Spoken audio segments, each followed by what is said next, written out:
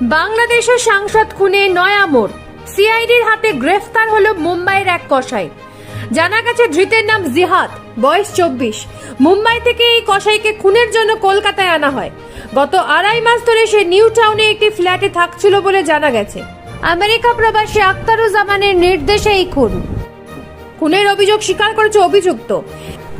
এই খুনের ঘটনায় আরো 4 জন বাংলাদেশে যুক্ত আছে বলে জানা যাচ্ছে। ধৃত খুনি পুলিশকে যে বয়ান দিয়েছে তা থেকে জানা যাচ্ছে কলকাতায় বসেই বাংলাদেশের সাংসদ আনায়ারুল আজিমকে খুনের ছক কষেছিল অপরাধীরা। পুলিশ জানতে পেরেছে নিউ টাউন ফ্ল্যাটে প্রথমে সাংসদকে বালিশ চাপাতি শ্বাসরোধ করে হত্যা করা হয়। এরপর দেহ নিয়ে যাওয়া হয় রান্নাঘরে।